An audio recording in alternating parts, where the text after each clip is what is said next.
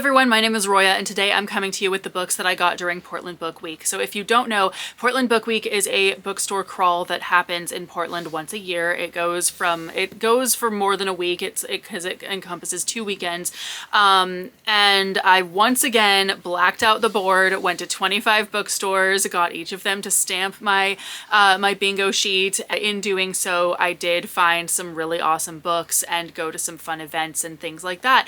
So I'm going to talk about what books I got. One of my first stops was Vintage Books, which is my favorite bookstore near me, and I got Fate of the Fallen by Kelcade and also The Book of Mordred by Vivian van de Velde. The following day, I went to a few other bookstores kind of in the general vicinity of my area, and I first went to the library's little bookstore thing because that was actually a stop this year. It was not a participating bookstore last year, so it was really nice to see that it was this time. I got The City in the Middle of the Night, and then I also got Together We Burn by Isabel Ibanez, which I just read one of her books just last month, and it was awesome. So I'm really excited to read this one. Also, this was $10 and this was $1, but she gave me both of them and a book I got from my friend for only $9. Then I went to Literary Leftovers, which is about 30 minutes north of me, which is actually funny because I'm in the northernmost part of the Portland area, kind of. So so this was basically the farthest north bookstore that was participating in this. I really like them. They have a cute cat, and they have a really good selection of used books. But I hadn't made it up there since the last Portland Book Week. So, but it was really awesome. I found a couple of really good finds. I found Six Gun Snow White by Catherine M. Valente, which is really funny because I've had my eye on this book for a really long time, like probably a good 7 years or something like that I heard about this book and wanted to get it, but I never see it ever anywhere. So it was just kind of cool to see that this was there. And then also The Will of the Many. And the next couple of books here have a story.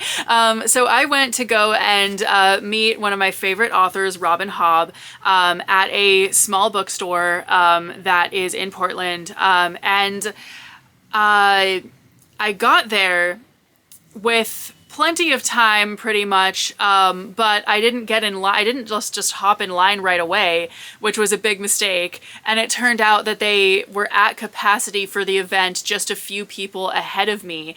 And so I didn't get to actually go in and hear Robin Hobb talk, but I had a lot of fun chatting about Robin Hobb's books and other fantasy books in general with the people in line.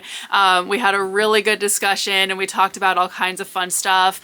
And then my sibling and their boyfriend were in the event, and did just let all of us know what, gave us the summary of what questions were asked, what answers Robin Hobb gave, and all of that. So, and she still signed our books. So I still got to meet her. She was willing to sign books for everyone who was still waiting. So it was really awesome to still be able to meet Robin Hobb. So I did get myself a nice fancy copy of Assassin's Apprentice, because all of my, paperback copies of all of Robin Hobb's books are like, they were hella used when I got them. One of them was already falling apart when I got it.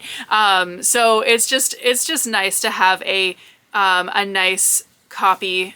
She was also in discussion with Evan Leakum at this event, and so I also got his book, Angie Kills a King, which has been on my TBR for a while as well, and I got him to sign this. And what my sibling and their boyfriend said that he said was basically that he got the idea for this book because he was thinking about what would actually happen if someone unalived Trumpet.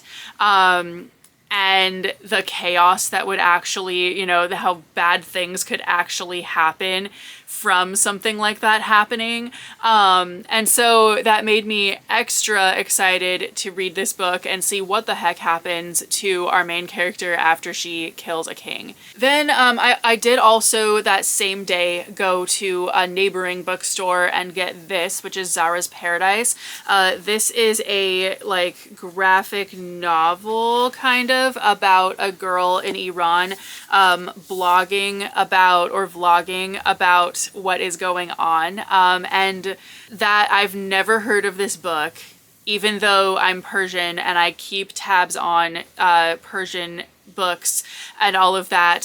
So I'm definitely really excited to see what this book is about. I don't even necessarily know what time period this takes place in, because weird stuff has been going on in Iran for quite some time. So anyway, I'm definitely really excited to read this. The next two books I have here are sci-fi books. They're each from different stores. I got this used copy of Where Peace is Lost. I've never heard of this book. And then Heavy Metal Lover. This is the only new book that I've gotten during Portland Book Week, aside from the two that I got specifically for the authors to sign them. I got this from a queer bookstore. It's sapphic, and I don't know what it's about, but like reading the summary made it feel very suspenseful, and it just grabbed me automatically. And the last four books I have here are all from the Rose City Book and Paper Fair, which is basically the last stop of the Portland Book Week, because it ends it happens during when Portland Book Week ends, and it is its own stamp on the bingo board. So most of the stuff they have there is like really old, rare, out of print, like just weird, strange books where you wonder how that's $500, like that kind of thing. And I am not a book collector. I don't care what edition a book is or anything weird like that. And so I was kind of like, why is this copy of this book that just came out like 3 years ago $500 or something? Like I was like super confused at some of these prices, but some of the booths did have shelves or tables full of just regular books. So I got all of these at this one specific booth that had mass market paperbacks that were all like old cheesy fantasy. So firstly, I got The Glass Ride's Apprentice. I have actually been looking for this book for quite some time because my favorite bookstore near me has had this series in stock, but just not the first one.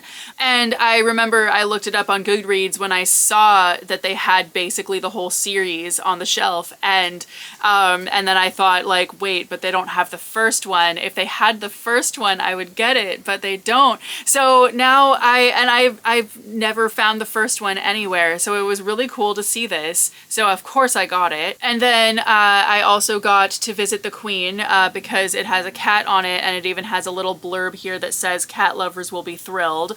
And then because that table each of the books was $1.50, or you could get 4 for $5, which is a little bit less than $1.50 per book. So I was kind of like, all right, rather than like, why not get 4 books?